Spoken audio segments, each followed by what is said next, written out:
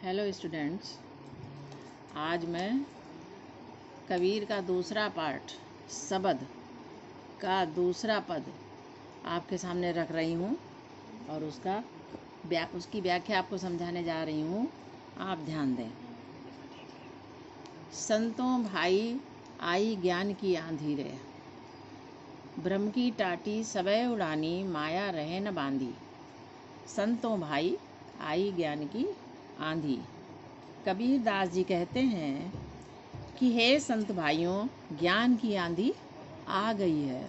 अब समझ जाओ क्या कहते हैं। हे संतो भाई, हे धार्मिक लोगों, अब ज्ञान की आंधी आ गई है, अपने को संभाल लो। जिसमें क्या होता है कि ब्रह्म की टाटी सवे उड़ानी माया रहे न बांधी। जो ब्रह्म की टाटी थी वो भी उड़ गई। जो भी लोगों के अंदर भ्रम फैला हुआ था, भ्रमपूर्ण बातें थी, वो सब खत्म हो गई। माया रहे न बांधी, और माया रूपी रस्सी भी उसको बांध नहीं सकी। जो कि भ्रम की टाटी को बनाने में हम रस्सी का इस्तेमाल करते हैं, वो माया रूपी रस्सी उन्होंने बताई है, तो माया रूपी रस्सी भी उनको बांधे नहीं रख सकी और वो भ्रम की टाटी भी उड़ गई। हित चित्त की द्वय थून गिरानी, मोह विलंडा टूटा। और क्या हुआ? स्वार्थ और धन का चिंतन करने वाले मन के दोनों स्तंभ, हित माने स्वार्थ और चित्त माने मन। स्वार्थ और मन, कौन सा मन? जो धन का चिंतन करते थे हर समय। तो स्वार्थ और धन का चिंतन करने वाले मन, इन दोनों की दोनों थूनी मतलब दोनों स्तंभ, दोनों खंबे गिर गए। मोह बलिंडा टूटा, और मोह रूपी बलिंडा बल्लियाँ, जो मोह रूपी उसमें बल्लियाँ लगी हुई थी, वो भी टूट गईं। तृष्णा छानी पड़ी घर ऊपर, तृष्णा छानी पड़ी घर ऊपर, कुबदी का भांडा फूटा। और उस आंधी में और क्या हुआ?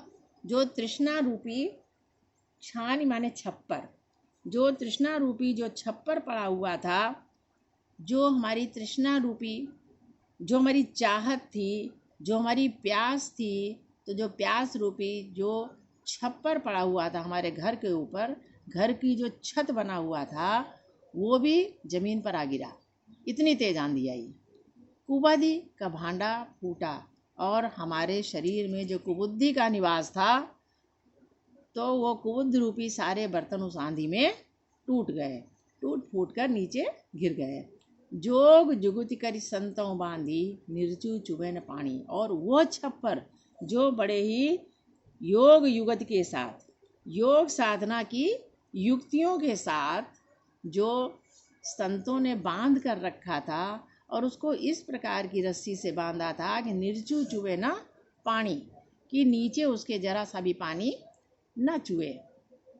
इस प्रकार जो बांधा था वो भी नहीं रुक सका।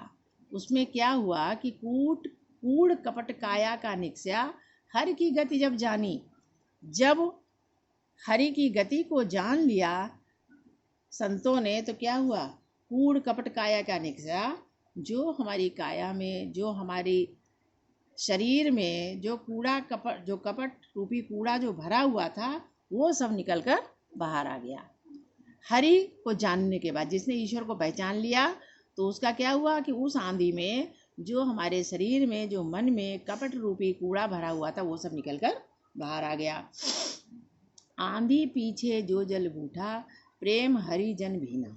आंधी पीछे जो जल बूठा, आपने भी देखा होगा कि आंधी के पीछे थोड़ी बहुत बारिश जरूर होती है।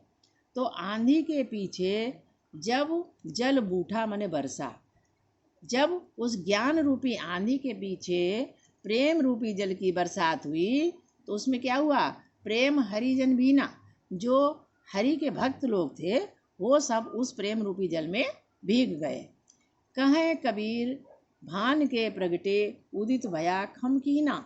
उसी प्रकार अब कबीर दास जी कहते हैं कि ज्ञान रूपी सूर्य के प्रकट होने पर क्या हुआ?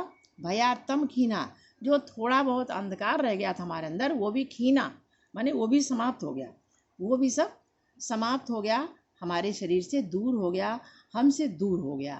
तो इस प्रकार आपको इस दूसरे शब्द का भी सप्रसंग व्याख्या करनी है, सिर्फ संदर्भ नहीं लिखना है। बस संतों भाई आई ज्ञान की आंधी डैश डैश डैश प्रगटे उदित भया तमकीना, इसके बाद इसका प्रसंग लिखना है। यहाँ पर ज्ञान की आंधी कैसे आती, जब अंधकार ज़्यादा फैलता है तो फिर कुछ ऐसा नियम है ईश्वर का कि फिर ज्ञान की आंधी आती है, ऐसा कबीरदास जी कहते हैं। और उस ज्ञान की आंधी में क्या क्या घटनाएं घटित होती हैं उस पर यहाँ पर प्रकाश डाला है कबीरदास जी ने। यह आपको प्रसंग लिखना है, उसके बाद व्याख्या करनी है। व्याख्या के बाद कुछ विशेष लिखना है, जो आपको विशेष अलंकार इसमें दिखाई दे रहे हैं या कोई विशेष बात दिखाई दे रही है वो आपको यहाँ पर शो करना है, वो लिखना है। जैसे आपको अनुप्रास अलंकार के उदाहरण देने हैं दो। परिघर ऊपरी, तो परिघर ऊपर इसमें क्या है, इसमें राव वर्ण की आवृत्ति बार बार हुई है, इसलिए यहाँ पर अनुप्रास अलंकार है। और दूसरा क्या है, दूसरा है कूड़ कपट काया का निक्स्या, यहाँ पर का वर्ण की आवृत्ति बार बार हुई है, इसलिए यहाँ पर अनुप्रास अलंकार है। ये आपको लिखना है विशेष हेडिंग डाल करके, और गलतियों पर विशेष ध्यान देना है। बार बार हम आपसे कह रहे हैं कि मात्राओं में किसी भी प्रकार की गलती ना करें। आप अपने आसपास जो भी आपके बड़े लोग हैं उनसे थोड़ी सहायता लें और मात्राओं को बिल्कुल सही तरीके से लगाएं। इसके बाद हम आपको आंसर की भी भेजेंगे, ठीक है, इंतज़ार करना।